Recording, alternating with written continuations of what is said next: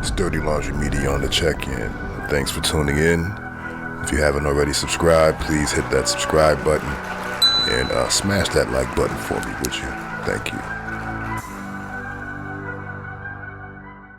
So yo, check it out, right?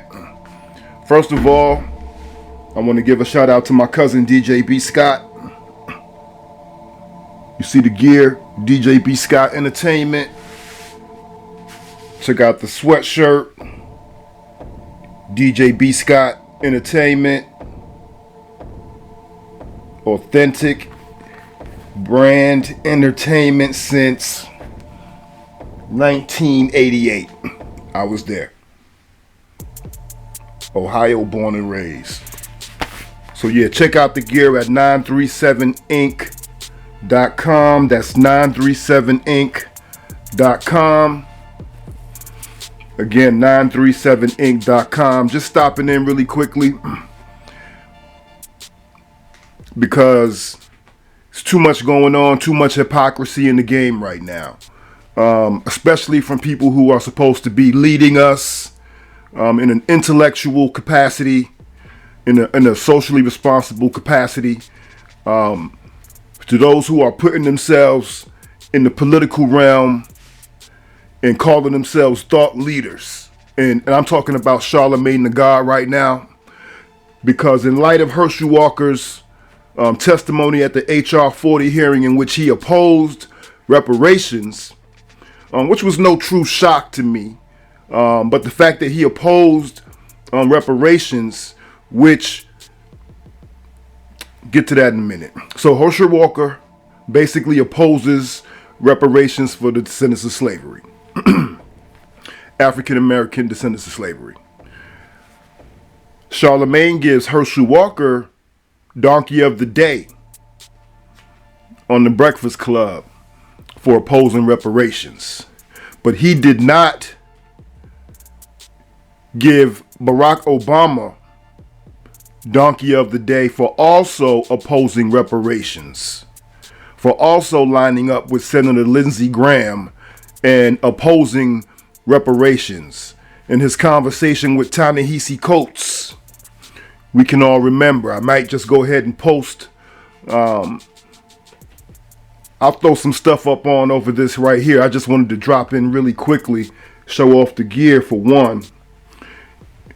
And while I was trying on my gear, I see Charlemagne wants to give Herschel Walker Donkey of the Day, but he will give Barack Obama, Joe Biden, and Kamala Harris a pass for the very same stance against reparations.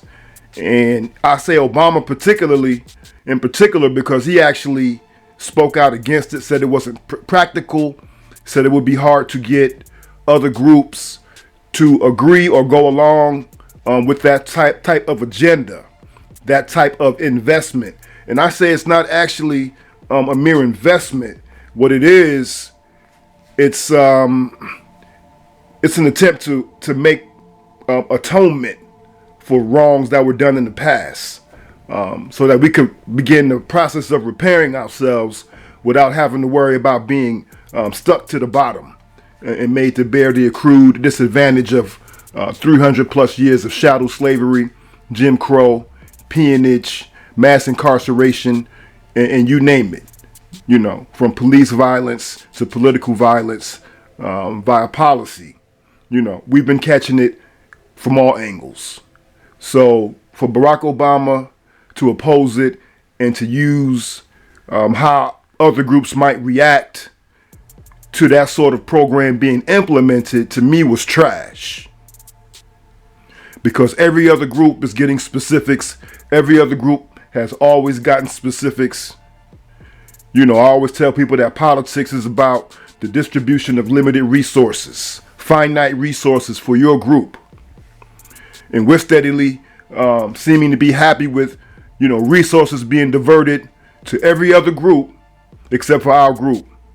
And our group is the one that's most in need. And I might be biased, but I think I have history on my side to back me up. So when I see Charlemagne the God picking and choosing who he wants to hold accountable, Herschel Walker has no power. The only power that he might have had was the moment that he testified at HR 40. He has not the power to make policy. He's not in Washington as an elected official. He's not passing bills. He's not sponsoring bills. He has no political power outside of his voice as an American citizen. And he has a right to his opinion. But Barack Obama, who was somebody who basically insinuated himself into our narrative as Black Americans and seemingly adopted, but basically used our struggle to elevate himself to the presidency of the United States. For him to take a position against reparations, even if he thought it was impractical, even if he thought that it could not be done, he was still supposed to come out for it and say, look, this needs to be done. This should be done. I am behind this getting done. And that would have been on the record. He should never oppose reparations, especially when we voted 94%, 90% for this man.